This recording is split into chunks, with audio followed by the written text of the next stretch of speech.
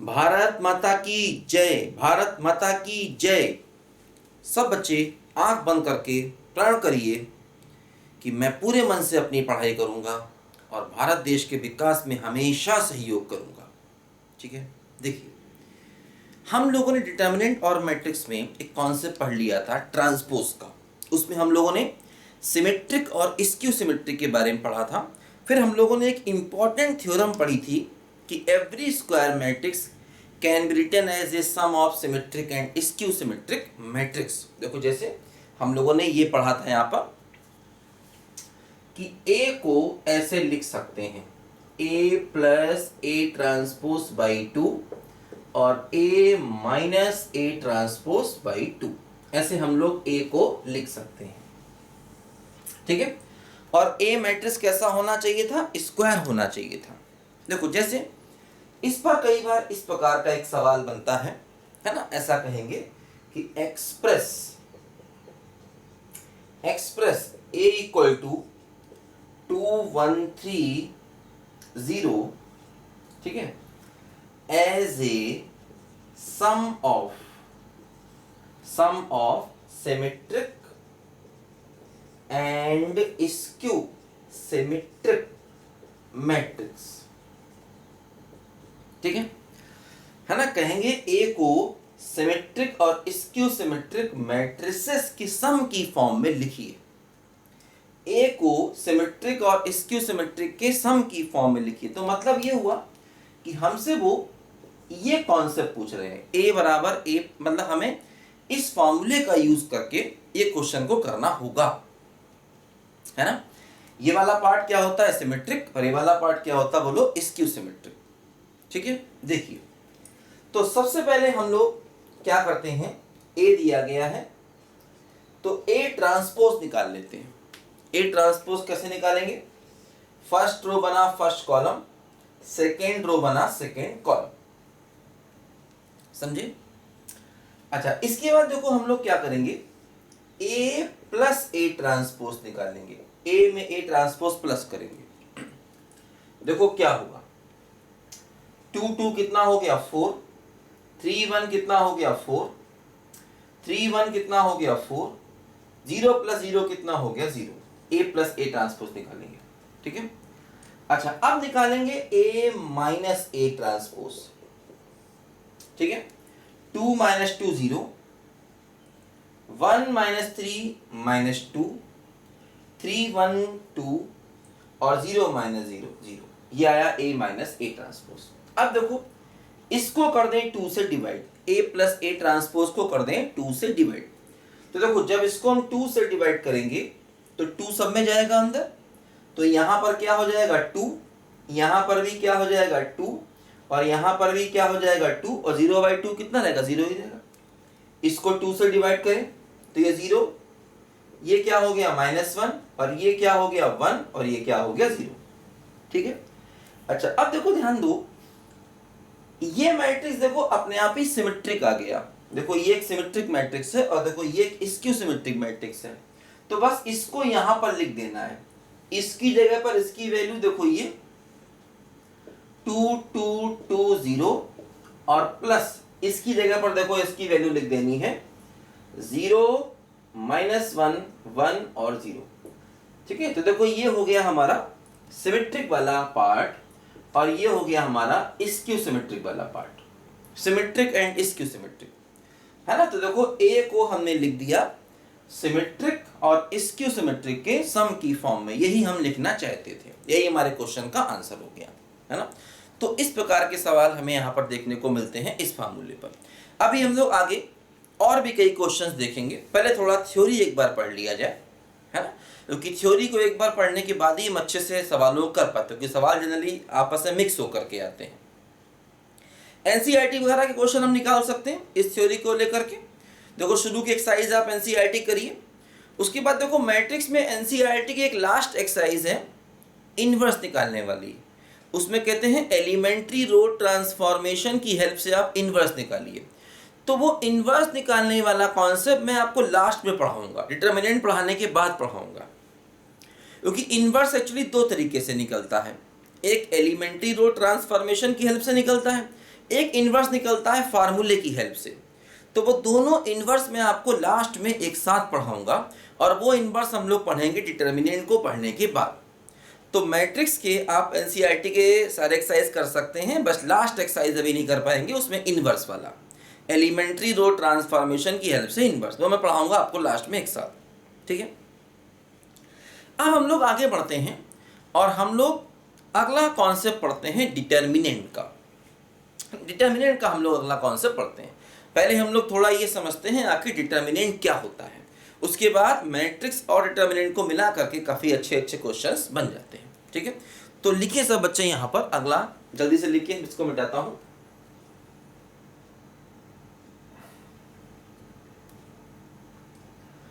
मंगल भवन अमंगल हारी, दबहु दशरथ अजर बिहारी। राम सिया राम जय जय राम, राम सिया। देखो बच्चों ध्यान दो, आगे हम लोग पढ़ते हैं डिटर्मिनेंट्स के बारे में। देखो समझो, जैसे मैंने बताया था आखिर अब मैट्रिक्स क्या होता है। तो मैट्रिक्स क्या था? मैट्रिक्स था नंबर्स का अरेंजमेंट रो और कॉलम में, है ना। नंबर्स का अरेंजमेंट रो एंड कॉलम में, इसको बोलते हैं मैट्रिक्स। अब देखो होता क्या है, डिटर्मिनेंट जो है ये, इसकी जो डेफिनेशन है, जो इसकी स्टार्टिंग है, वो थोड़ी अजीबोगरीब है। जैसे क्या होता है, मैंने बताया था आपको कि हम लोग मैट्रिक्स को एक वेक्टर मानते हैं। क्यों मानते हैं उसका मैंने आपको पूरा रीजन बताया था। अब होता क्या है, जब एक वेक्टर की बात करते हैं तो वेक्टर के पास एक मैग्नीट्यूड होता है, उसका मॉडुलस होता है, और वो मॉडुलस निकालने का तरीका आप जानते हैं। जैसे आई जे के वाला वेक्टर है, मान लीजिए मैंने ए वेक्टर दिया आपको, ए वेक्टर दिया आई प्लस 2j+3k, है ना। तो देखो इसी को हम ऐसे भी लिखते हैं 1 2 3। अब देखो ये एक मैट्रिक्स हो गया। अब अगर हम इसका मॉडुलस निकालते हैं तो क्या होता है, √1 का स्क्वायर, आई का कोफिशिएंट 1 का स्क्वायर, जे का कोफिशिएंट 2 का स्क्वायर, के का कोफिशिएंट 3 का स्क्वायर। तो इस तरीके से ये हमारा आंसर आ जाता है 9 4 13 14, 14 हमारा आंसर आ जाता है। मॉडुलस ऑफ ए यहां पर आ जाता है, ठीक है। तो वेक्टर को अपना मैग्नीट्यूड, अपनी लेंथ मिल जाती है इस मेथड से। तो मैट्रिक्स बोला कि मैं क्यों पीछे रहूं, मुझे भी अपना मैग्नीट्यूड, मुझे भी अपनी लेंथ चाहिए। दुनिया में हर चीज को एक वैल्यू चाहिए आजकल, आपको भी एक वैल्यू चाहिए, है ना। सभी को एक वैल्यू चाहिए, मुझे नहीं चाहिए, मुझे वैल्यू नहीं चाहिए भाई, है ना। दुनिया में हर आदमी को एक वैल्यू चाहिए। तो मैट्रिक्स बोला कि यार देखो वेक्टर के पास वैल्यू है, सभी के पास वैल्यू होती है, तो मेरे पास मैग्नीट्यूड या वैल्यू क्यों नहीं है। तो लोगों ने कहा चलो भाई ऐसा करते हैं, मैट्रिक्स को भी एक वैल्यू देते हैं, एक रियल वैल्यू। क्योंकि मैट्रिक्स एक सिस्टम है, मैट्रिक्स की कोई वैल्यू नहीं होती, है ना। मैट्रिक्स एक सिस्टम है, मैट्रिक्स की कोई वैल्यू नहीं होती। और मैंने बताया था मैट्रिक्स में रो कॉलम कैसे भी हो सकते हैं, लेकिन जो मैट्रिक्स को वैल्यू दी गई वो सारी मैट्रिक्स को नहीं दी गई, भेदभाव किया गया, पक्षपात किया गया। केवल और केवल स्क्वायर मैट्रिक्स को वैल्यू दी गई, है ना। केवल और केवल स्क्वायर मैट्रिक्स को ही वैल्यू दी गई। कैसे दी गई, क्या दी गई, देखो मैं आपको यहां पर बताता हूं। देखो तो डिटर्मिनेंट क्या है, डिटर्मिनेंट की डेफिनेशन भी यही होती है, क्या बोलो, ये होती है value associated to a square matrix, ठीक है। Value associated to a square matrix. मतलब स्क्वायर मैट्रिक्स से संबंधित एक वैल्यू होती है। अब कुछ लोग इसमें ऐसा बोलते हैं कि इस वैल्यू ऑफ स्क्वायर मैट्रिक्स कहना गलत है, कुछ लोग ऐसा कहते हैं, है ना। अब भैया ये मैथमेटिशियन है, अपनी अपनी राग अलापते रहते हैं कई लोग, कि कहते हैं भैया वैल्यू ऑफ स्क्वायर मैट्रिक्स कहना गलत है, ऐसा लिखिए value associated to square matrix. मतलब ये स्क्वायर मैट्रिक्स की वैल्यू नहीं है, उससे एसोसिएटेड एक वैल्यू, उससे संबंधित एक वैल्यू है ना। कहते हैं कि मैट्रिक्स की वैल्यू नहीं निकल सकती। मतलब कुछ लोग आपस में, ये विवाद का मुद्दा है, कि कहते हैं भैया ऐसा मत कहना, ऐसा कहोगे वैल्यू ऑफ स्क्वायर मैट्रिक्स तो गलत हो जाएगा। ऐसा नहीं कहना कि determinant is value of square matrix, ऐसा कहो कि determinant is value associated to square matrix. मतलब स्क्वायर मैट्रिक्स से संबंधित एक वैल्यू को डिटर्मिनेंट कह दिया गया। चलो ठीक है, हमने मान लिया भाई। अब मेरी नज़रों में अगर ऐसा कहोगे वैल्यू ऑफ स्क्वायर मैट्रिक्स, तब भी गलत नहीं है ना। कुछ भी आप कह सकते हैं, value of square matrix, value associated to square matrix. तो देखो, जैसे कि मान लो हमने एक स्क्वायर मैट्रिक्स लिया, ठीक है। मान लीजिए हमने स्क्वायर मैट्रिक्स लिया 3 2 1 4, ठीक है। हमने कहा हमें इसका डिटर्मिनेंट चाहिए। देखो, ये सिंबल होता है डिटर्मिनेंट का, ये दो वर्टिकल लाइन जो मॉडुलस का भी सिंबल था, ध्यान देना, कई बार यहाँ बड़ा कंफ्यूजन होता है। तो मैट्रिक्स है तो ये मॉडुलस नहीं है, डिटर्मिनेंट है, ठीक है। ये मॉडुलस नहीं है, डिटर्मिनेंट है। इसको ऐसे लिखेंगे 3 2 1 4, ऐसे लिखा। देखो सिंबल बदल गया, देखो ये ब्रैकेट, ये ना लाइनें बदल गई। ये मैट्रिक्स की लाइनें हैं, ये होती हैं मैट्रिक्स की लाइनें, और ये होती हैं डिटर्मिनेंट की लाइनें। समझ गए? अंतर ध्यान रखना। अब क्या होता है, देखो कि इसकी वैल्यू निकालते कैसे हैं। इसको इससे मल्टीप्लाई करते हैं, सॉरी, ठीक है। इसको इससे मल्टीप्लाई और इसको इससे मल्टीप्लाई, तो क्या हुआ 3 4 जा 12 माइनस 2 1 जा 2, तो कितना हो गया 10। जानते हो ना टेबल, 1 जा 2 जा 3 जा 4 जा, खा जा, मर जा, पी जा, लेट जा, सो जा। हम लोग पढ़ते थे हिंदी में, उसमें एक धुन बनती थी, धुन। 2 एकम 2, 2 दूनी 4, 2 तिया 6, मजा आता था, नाच नाच के टेबल कहते थे। अब कोई धुन ही नहीं बनती, बन जा, टू जा। अच्छा बनती है धुन, चलो बना लो, कोई बात नहीं। मेरे दिमाग में चलता हिंदी में ही है, ऊपर से मैं बन जा, टू जा, थ्री जा बोल देता हूँ, क्योंकि पहली बार हिंदी में याद किया था ना, इसीलिए। फिर चलो 3 4 जा 12 माइनस 2 1 जा 2, है ना। तो ये इसकी वैल्यू देखो यहाँ पर 10 आ गई डिटर्मिनेंट की, ठीक है। अच्छा, ये मतलब मैंने बताया कि स्क्वायर मैट्रिक्स की वैल्यू कैसे निकलती है। तो ये इस मैट्रिक्स का डिटर्मिनेंट है। तो ध्यान रखना, डिटर्मिनेंट क्या है, उसका अपना अलग से कोई अस्तित्व, कोई एग्जिस्टेंस नहीं है। डिटर्मिनेंट क्या है, वो स्क्वायर मैट्रिक्स से संबंधित है, स्क्वायर मैट्रिक्स के साथ चलता है, उसकी परछाई बन के चलता है, ठीक है। स्क्वायर मैट्रिक्स की परछाई बन के चलता है, तुम कुछ और मतलब मत लगा लेना, ठीक है। चलो मान लीजिए मैंने एक मैट्रिक्स ले लिया, यहां पर 0 2 3 4, ये मैंने एक मैट्रिक्स ले लिया मान लो, ठीक है। अब मुझे इसका डिटर्मिनेंट चाहिए, तो क्या होगा 0 2 3 4।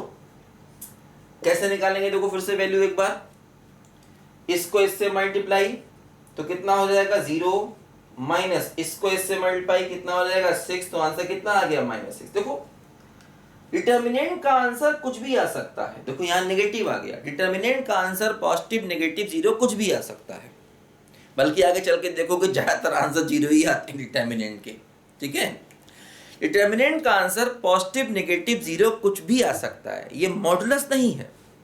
जैसे बच्चे कंफ्यूज होते हैं कि सर ये तो मॉड है, मॉड का आंसर नेगेटिव, ना ना ना ना ना, ये मॉडुलस नहीं है मेरे नन्हे मुन्ने बच्चों। मॉडुलस और डिटर्मिनेंट में डिफरेंस है बच्चों। ये क्या है? डिटर्मिनेंट है, मॉडुलस नहीं है। ठीक है, तो इसका आंसर पॉजिटिव नेगेटिव जीरो कुछ भी आ सकता है। तो बात समझ गए ना? तो स्क्वायर मैट्रिक्स से संबंधित ये एक वैल्यू है, हर मैट्रिक्स से नहीं, है ना? तो स्क्वायर मैट्रिक्स से रिलेटेड ये एक वैल्यू है। लिखो जल्दी, लिखो लिखो।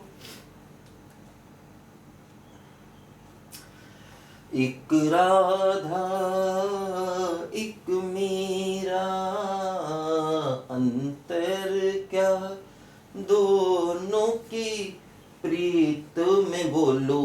एक प्रेम दीवानी एक दर्श दीवानी, एक प्रेम दीवानी एक दर्श दीवानी। देखो, मान लो हमने ये एक मैट्रिक्स ले लिया।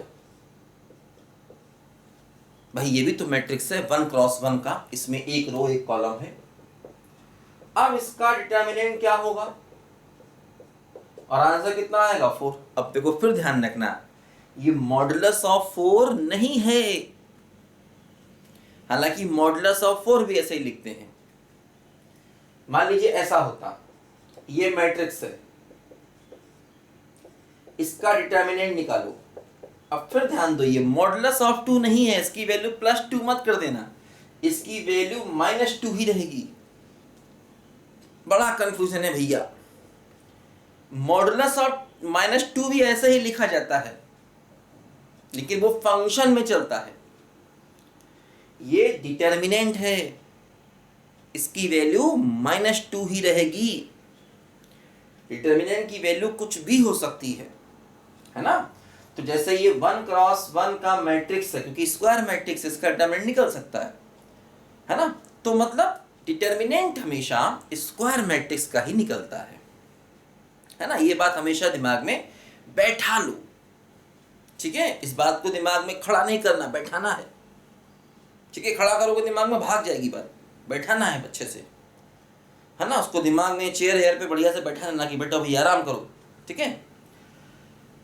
अच्छा,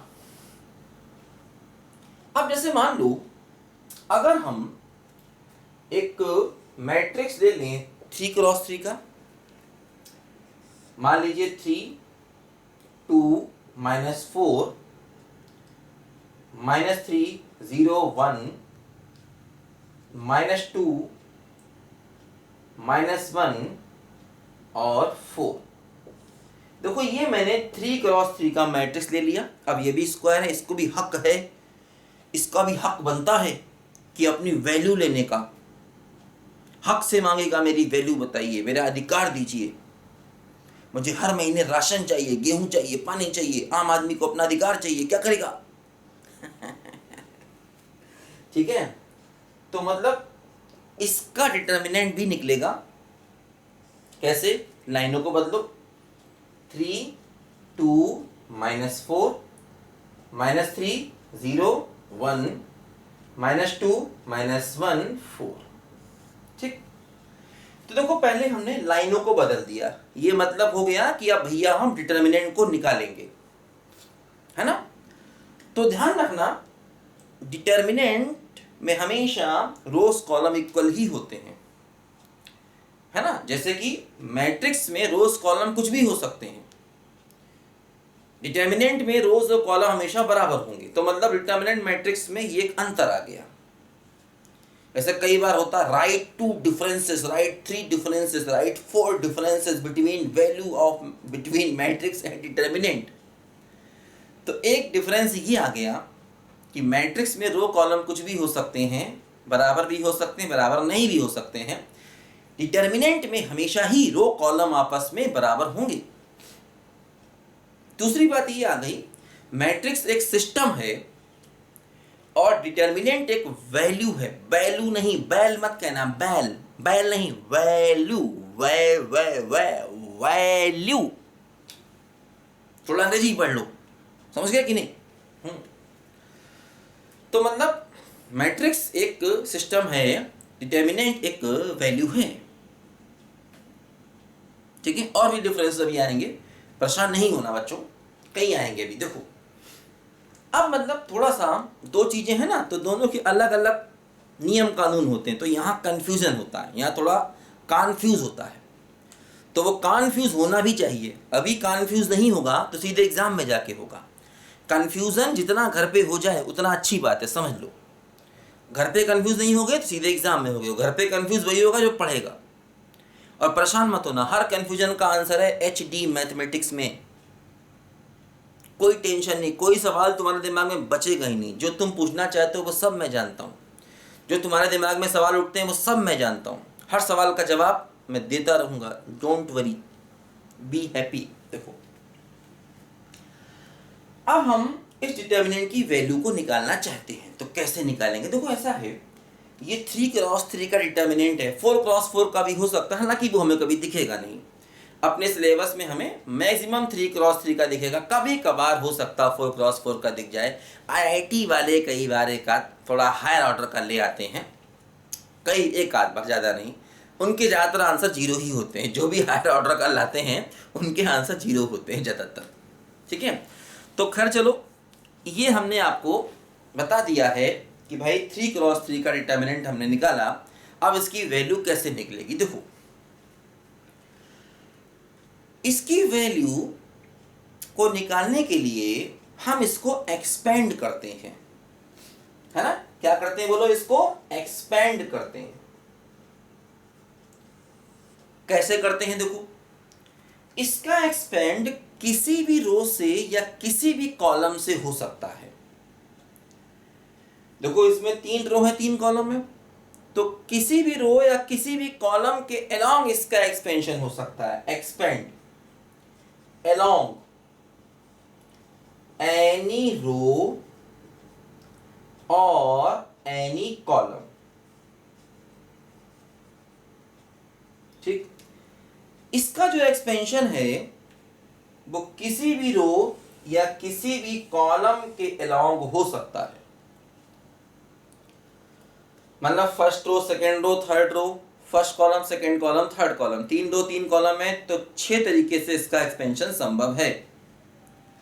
अब एक बात और समझो, डिटर्मिनेंट में क्या होता है, ये साइन कन्वेंशन होता है, इसको याद रखो। क्या होता है देखो समझो, जैसे पहले प्लस होगा, फिर माइनस होगा, फिर प्लस होगा, फिर माइनस होगा, फिर प्लस होगा, फिर माइनस होगा, फिर प्लस, फिर माइनस, फिर प्लस। मतलब रो या कॉलम में चले तो प्लस माइनस होगा, plus minus plus minus plus minus plus minus plus. देखो रो या कॉलम डायगोनल नहीं चलना, डायगोनल नहीं चलना। रो या कॉलम या तो हॉरिजॉन्टल चलो या वर्टिकल चलो तो हमेशा प्लस के बाद माइनस रहेगा। देखो जैसे ऐसे चले, मान लो प्लस माइनस प्लस, अब मान लो ऐसे आए प्लस माइनस प्लस, ठीक है। मान लो ऐसे आते हैं प्लस माइनस, फिर ऐसे गए plus minus plus minus plus minus. देखो ऐसे चलो या ऐसे चलो या ऐसे चलो, ऐसे मतलब हॉरिजॉन्टल में चलो या वर्टिकल में चलो, हॉरिजॉन्टल में चलो या वर्टिकल में चलो, डायगोनल में नहीं चलना। तो प्लस के बाद हमेशा माइनस आता है, इस बात को दिमाग में बैठा लो। जब हम एक्सपेंड करेंगे तो इसका ध्यान रखना पड़ेगा।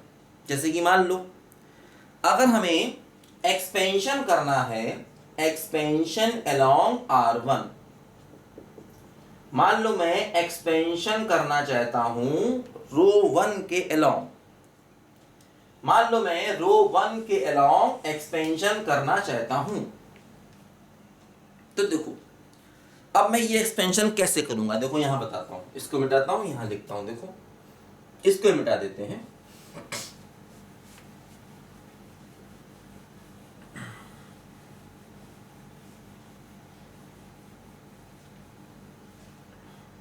देखो ध्यान दो। जैसे अब मुझे एक्सपेंशन करना है ना, रो 1 के अराउंड, तभी इसकी वैल्यू मिलेगी। इसकी वैल्यू को निकालने के लिए इसका एक्सपेंशन करना होता है, इसको एक्सपेंड करना होता है। कैसे करना होता है वही देखो मैं बता रहा हूं। देखो ध्यान दो, जैसे ये रो 1 है, इसका पहला एलिमेंट क्या है 3, और इसका साइन क्या होता है प्लस। तो आगे लिखेंगे +3 और एक छोटा डिटर्मिनेंट बना देंगे। +3 लिखा। अब क्या करते हैं, देखो इस +3 को काटो। कैसे काटो? एक लाइन मैं बना नहीं रहा हूं, लाइन मन में सोचो। एक लाइन ऐसे करके इधर ड्रॉ करो, एक लाइन इधर ड्रॉ करो, मतलब एक लाइन ड्रॉ करो रो में, एक कॉलम में ड्रॉ करके इस 3 को काटो। तो एक लाइन ऐसे गई, एक लाइन ऐसे गई, क्या बचा? ये बचा। जो बचा उसको लिखो 0 1 -1 4, ये बचा। इसको ऐसे करके काटा तो ये बच गया, इसको यहां लिख दिया। तो रो 1 के लॉन्ग एक्सपेंड करना चाह रहे हैं। कैसे एक्सपेंड करना चाह रहे हैं? रो 1 के लॉन्ग। तो रो 1 का पहला एलिमेंट यही है, इसका साइन प्लस होता है तो +3 लिखा। देखो इसका साइन क्या है? माइनस, तो माइनस ऑफ दिस नंबर ऐसे लिखा जाएगा, माइनस ऑफ दिस नंबर। ये नंबर जो भी है, ये नंबर जो भी है उसको लिखा जाएगा, लेकिन बाहर माइनस। अब इसको काटो, तो कैसे काटेंगे फिर? एक लाइन रो में, एक कॉलम में, है ना। इसको काटना है रो कॉलम में लाइन ड्रॉ करके। तो एक लाइन रो में, एक कॉलम में, क्या बचा? -3 -2 1 4। तो क्या बचा बोलो? -3 -2 1 4, ऐसे बचा। ये आया, ये ठीक। अब इसको काटा, इसको काटा, अब इसको काटेंगे। ये क्या है? -4, इसका साइन क्या है? प्लस। तो ऐसे लिखेंगे प्लस ऑफ -4, मतलब इस एलिमेंट का जो भी साइन है वो इसके साथ यहां चलेगा, और ये साइन और आगे रखना है, प्लस माइनस प्लस। अब इसे काटें तो क्या होगा? एक लाइन रो में, एक कॉलम में, तो -3 0 और -2 -1, ठीक है। तो इसे काटा, -3 0 -2 -1, ऐसे हुआ। अब देखो यहां पर क्या हुआ, डिटर्मिनेंट ए की वैल्यू क्या हुई? देखो ये हो गया 3। अब ये छोटा डिटर्मिनेंट है, इसकी वैल्यू कैसे निकलेगी? 0 माइनस ऑफ -1, तो +1। इसको इससे मल्टीप्लाई, माइनस इसको इससे मल्टीप्लाई। देखो ये क्या हो गया? -2। क्या हुआ? इसको इससे मल्टीप्लाई, -12, और इसको इससे मल्टीप्लाई तो +2 हो जाएगा। माइनस ऑफ -2 मतलब +2। और देखो ये क्या हो गया? -4, इसको इससे मल्टीप्लाई तो 3, माइनस इसको इससे मल्टीप्लाई तो 0, है ना। तो ये 3 0 + 1 -2 -12 + 2 -4 और 3 -0। देखो ये क्या हुआ? ये हो गया 3, और ये -10 × -2 प्लस का 20, और ये हो गया माइनस का 12। तो 8 और 3 11 इसका आंसर आ गया, डिटर्मिनेंट का 11 आंसर आ गया। तो हमने क्या किया? फर्स्ट रो के लॉन्ग इसको एक्सपेंड किया। कितना इसका आंसर आया? देखो यहां इसका आंसर लिख लेते हैं, 11 आया, ठीक है। तो एक बार फिर मैं चेक कर लेता हूं फटाफट। सब कुछ ठीक है? सब कुछ ठीक तो लग रहा है बेटा। -12 + 2 -4 3 -0, तो 3 -10 × -2 प्लस का 20 -12, तो 8 और 3 कितना हो गया बोलो? 11 हो गया। बिल्कुल ठीक है। अच्छा अब देखो, ये एक्सपेंशन मैंने R1 के लॉन्ग किया, समझे। अब मैं यही एक्सपेंशन करता हूं, मान लो R2 के लॉन्ग। अब मान लो मैं एक्सपेंशन करता हूं अलोंग R2, इसका आंसर 11 है, ये हमें मालूम है, ठीक है। तो मान लो अब मैं इसका एक्सपेंशन करता हूं अलोंग R2। देखो रो 2 का पहला एलिमेंट ये है, और इसका साइन क्या है बोलो माइनस, तो क्या होगा देखो माइनस ऑफ -3, इसका साइन माइनस और देखो पहला एलिमेंट ये माइनस ऑफ -3, क्योंकि इसका साइन माइनस है और ये खुद भी माइनस है। साथ में क्या आएगा, इसे काटो, 2 - 4 -1 4,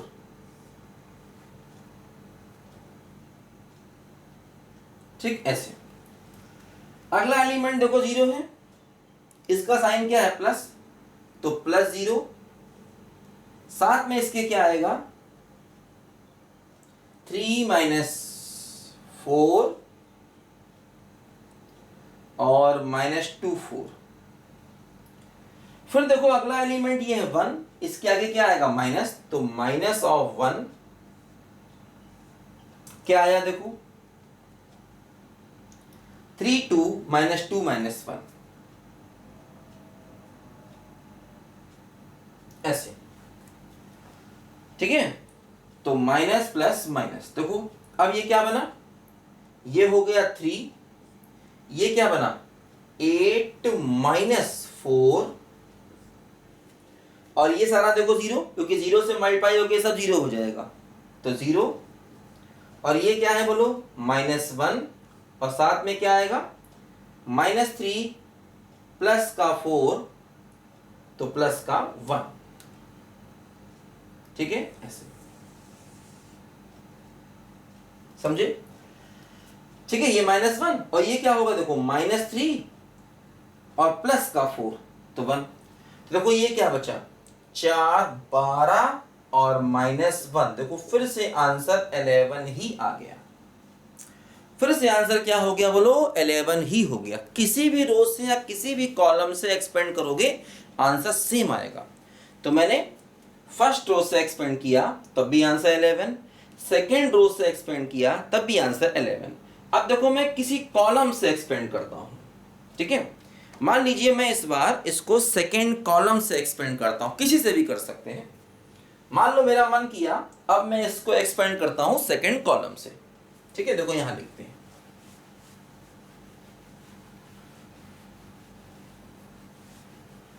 देखो अब मान लो मैंने एक्सपेंड किया अलोंग,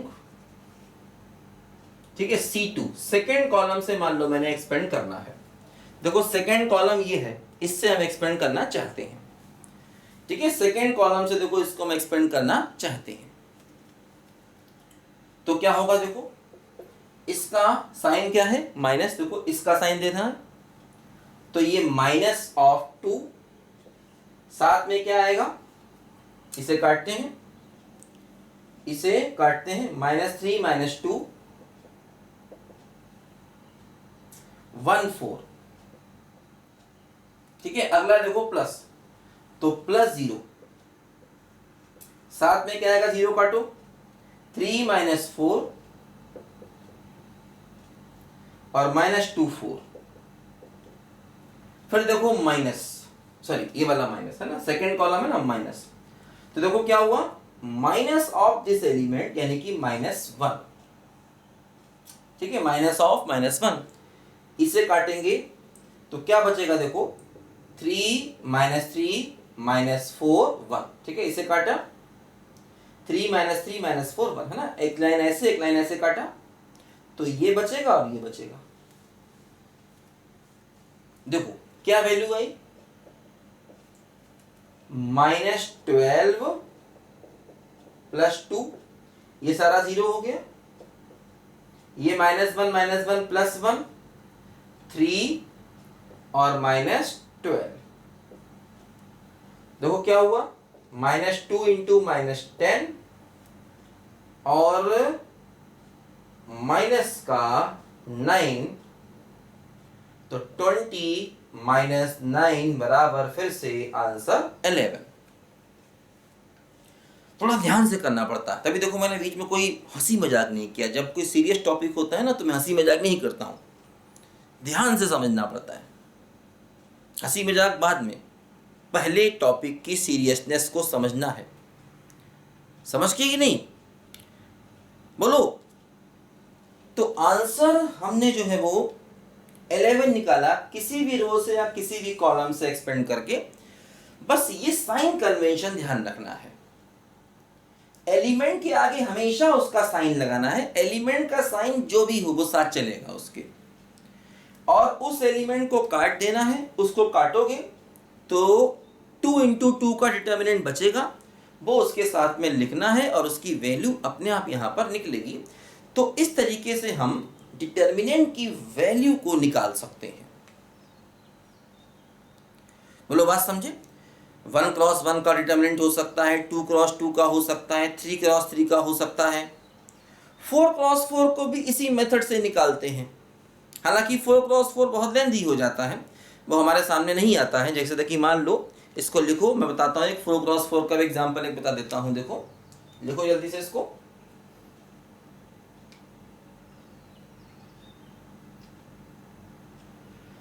एक राधा एक मीरा,